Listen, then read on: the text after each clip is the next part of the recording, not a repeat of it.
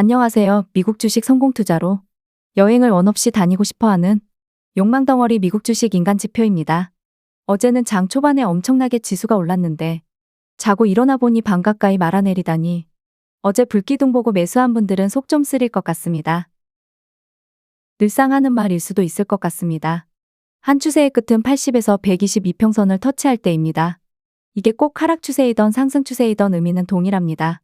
물론 거기서 완벽하게 추세를 전환시켜서 바뀔지는 122평선을 깨고 내려올 때일 것이고, 롱 입장에서는 현재 나스닥은 당연히 일본 기준으로는 하락 추세, 일명 베어마켓 랠리 중에 있습니다. 다만 주봉에서는 아직 122평선을 지켜주고 있기 때문에 주봉상 하나의 추세가 끝이 난 거고 조정장 진행 중이라고 할 수 있습니다. 그러다가 추가로 저점을 이탈해버린다면 주봉도 조심해야 하는 구간에 들어갈 수도 있는 거죠. 그렇다면 일단 일봉상으로 롱의 입장에서는 캔들이 80에서 122평선까지 갈 때까지는 분할 매수할 계획을 세우던지, 혹은 일단 내가 매도할 위치를 이평선 기준으로 80에서 122평선에서 할 건지에 대한 고민을 하면 될 것이고요. 단시간에 다음 주 안에 80에서 122평선까지 올라간다면 대략적으로 수요일 종가 기준으로 8에서 9% 상승 여력이 있는 거라고 보시면 되겠습니다.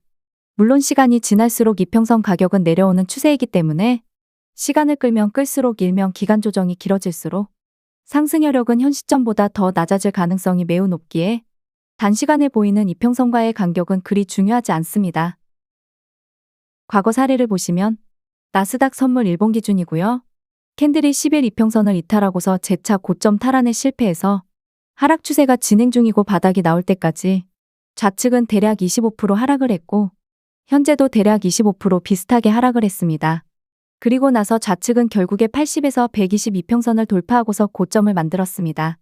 현재도 그렇다면 결국 시간의 문제일 뿐 80에서 122평선을 만나러 갈 때 분할 매도할 계획을 세우는 게 현명해 보이죠. 이미 일봉상 하락 초입도 아니고 세 번째 바닥은 마무리가 되어가는 모양이니깐요. 물론 그럼에도 항상 혹시 모를 급락은 대비해서 현금은 남겨두시는 걸 추천드립니다. 여기서부터 그러면 추가 매수를 어떻게 받아볼 것인가인데요. 저라면 캔들이 11 이평선을 이탈하면 추매를 할 것 같습니다. 물론 개인에 따라서는 평단가가 이미 물린 분들도 있어서 지금 물을 타도 평단가 낮출 수도 있기 때문에 사람마다 적용해야 하는 관점이 틀립니다. 저는 TQQQ 수익권이기 때문에 애매한 위치에서 추가 매수를 하기보다는 스토캐스틱 상으로는 소파동이 아래로 밀릴 때이거나 혹은 캔들이 11 이평선 아래로 내려갔을 때 추가 매수를 할 계획입니다. 다만 나중에 상승이 나올 만큼 나온 후에 캔들이 11 이평선을 이탈할 때는 신나게 매수 시작했다간 큰 하락의 시작일지 모르기에 노란색 표시해둔 부분일 때부터는 매수에 신중해야 합니다. 지금은 일봉상 하락 추세의 끝자락 부근이라고 보기에 평단가와 현금 비중에 따라서 너무 무리하지 않게만 평단가 조정을 하면 될 것 같다고 봅니다. 그러면 반대로 롱이 역추세 하락 추세 중이니까 인버스는 당연히 정배열 상승 추세 중일 겁니다. 그러면 상승 추세 중인 숏도 결국에는 상승 추세가 한 번은 끝날 거고 당연히 80에서 122평선 만나러 갈 것입니다. 거기서 재차 반등을 하던 말던 그건 나중에 생각해 볼 이야기고 우리도 흔히 나스닥 상승 추세 중일 때는 80에서 122평선 매수는 무적이야가 통할 때가 있었잖아요. 그게 계속 통했다가 한 번 틀리면 된통 수익 다 날려버리지만 인버스 상품에서도 마찬가지입니다. 일봉상 80에서 122평선에서 지지가 나왔지만 내려오는 11, 2평선을 뚫지 못하고 저점을 추가로 깰 때 빠르게 내가 인버스를 매수했더라면 손절을 했어야 합니다. 혹은 롱으로라도 스위칭을 해야죠. 주식에 무조건 100% 맞아 떨어지는 규칙이란 없습니다.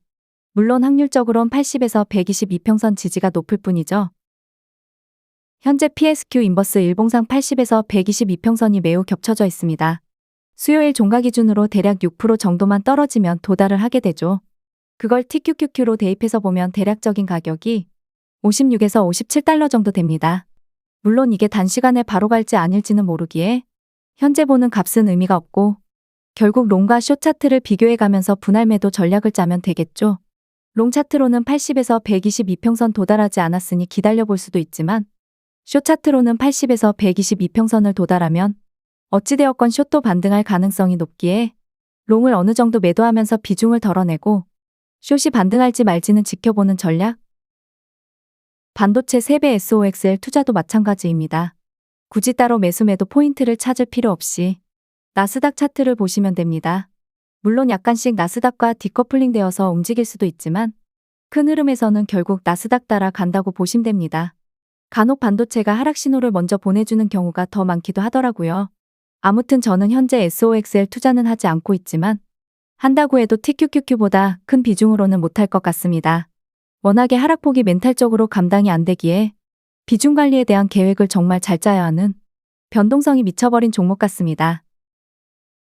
우측 SOXL 차트를 보시면 10일 이평선 이탈한 후에 바닥까지 마이너스 70% 하락입니다.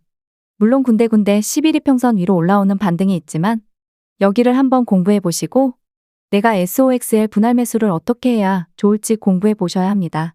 물론 최근에도 2월 21일 부근으로 해서 최근 저점까지 대략 75%가량 하락을 했으니 현재 보여드린 사례보다 더한 하락이었겠습니다. 10일 이평선 이탈하면서 마이너스 70%까지 떨어질 걸 각오하고 분할 매수 계획을 짠다면 처음부터 큰 비중으로 매수 시작한다는 것 자체가 의미가 없는 걸 알게 됩니다. 차라리 처음엔 정말 적은 비중으로 들어갔다가 애가 하락이 장난이 아닌데 하면서 관망을 해보는 것도 좋죠. 처음부터 무리하게 물타면 평단가 싸움에서 이기기가 쉽지 않습니다. 마지막으로 조금은 큰 흐름 주봉에서 보면 122평선에 딱 걸친 후에 반등이 나오고 있습니다. 하지만 여전히 12평선은 가파르게 내려오고 있습니다. 소파동은 하나의 바닥을 완성하고 반 정도 올라온 상태입니다. 좌측처럼 다음 주에 갑자기 급락이 나와서 저점을 깨는 패턴은 생각하고 싶지 않습니다. 그 다음 패턴이 제가 가장 좋아하는 소파동 저점 높이는 쌍바닥 패턴입니다. 이런 패턴으로 흘러가려면 다음 주나 다다음 주까지는 상승이 나왔다가 1에서 3주 정도 밀린 후에 물론 밀린다 하더라도 전저점을 이탈하지 않고선 12평선을 살짝 이탈하는 수준에서 마무리가 되고 나서 내려오던 12평선을 다시 위로 돌리면서 다 같이 상승이 나오는 패턴입니다. 일명 이걸 소파동 N자 패턴이라고 하고요. 제가 가장 좋아하는 상승 패턴 흐름입니다.